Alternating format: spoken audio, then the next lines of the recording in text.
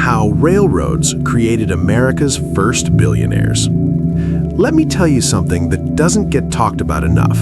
America's first billionaires didn't come from oil, they didn't come from tech, and they didn't start on Wall Street. They came from trains. I know, that sounds almost boring, but those steel tracks stretched across empty land ended up creating some of the most powerful men the country had ever seen. And here's the part most people miss. The real money wasn't in driving the trains, it was in controlling everything around them. The land, the routes, the prices, who got access and who didn't. So how did something as simple as railroads create extreme wealth? Let's walk through it. Part 1. When America wasn't really connected. If you look at a map of the early United States, it looks unified, but it really wasn't. The East Coast was growing fast. Factories, banks, ports. The West had land and opportunity, but moving between them, that was slow, expensive, risky. Shipping goods could take weeks, sometimes longer, and because of that, most businesses stayed local, not because they wanted to, but because they had no choice. Then in 1827, the Baltimore and Ohio Railroad started operating, and things began to shift. Travel times dropped, goods moved faster, farmers could suddenly sell beyond their own towns. It wasn't just about speed, it was about access. Railroads didn't just connect places, they changed what was economically possible. And once distance stopped being a barrier, wealth had room to grow. Part 2. The government steps in. Now, here's where it gets really interesting. Building railroads wasn't cheap. It required huge amounts of money, more than most private investors were willing to risk alone. So, the government stepped in. In 1862, Congress passed the Pacific Railway Act. And this wasn't a small gesture. The government gave railroad companies over 170 million acres of land. That's massive. Companies like the Union Pacific Railroad and the Central Pacific Railroad received land along every mile they built. So, naturally, the more track they laid, the more land they owned. And land meant opportunity. Railroad companies sold land to settlers, built towns along their routes, watched property values rise.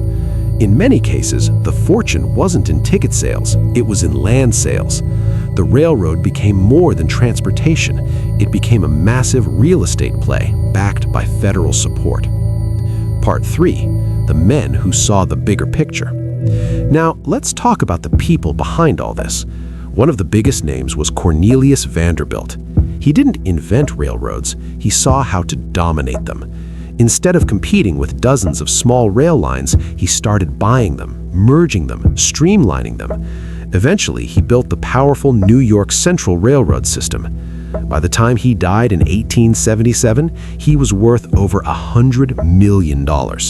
Back then, that was an almost unthinkable amount of money. Then you had Leland Stanford and the other members of the Big Four. These weren't just business operators, they understood leverage, they understood political connections, and most importantly, they understood scale. The bigger the network, the stronger your control. Railroads were the first industry where scale meant national power, and national power meant enormous wealth. Part 4. When railroads met Wall Street. As railroads expanded, they needed serious capital, not thousands, millions. That's when railroad stocks became central to the New York Stock Exchange. For the first time, regular investors were buying into giant companies operating across multiple states. And of course, speculation followed. Railroads expanded quickly, sometimes too quickly.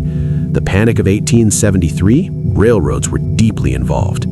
The Panic of 1893, again, railroad bankruptcies. Boom, bust. And during those downturns, powerful financiers stepped in, people like J.P. Morgan. Morgan reorganized struggling railroads, pushed mergers, stabilized the market. And in doing that, financial power became even more concentrated. Railroads didn't just create transportation tycoons, they helped shape modern corporate finance.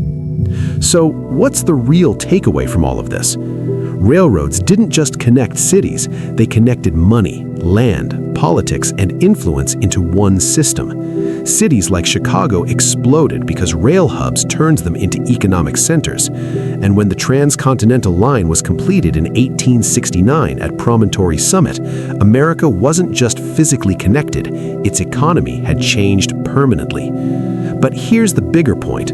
The first American billionaires weren't lucky. They positioned themselves at the center of a new infrastructure network. They controlled access, they understood scale, they leveraged government support. Every era has its version of railroads, and the people who recognize those shifts early and place themselves at the center are usually the ones who build extraordinary wealth. Steel tracks did it first, and the blueprint they created, we're still living in it today.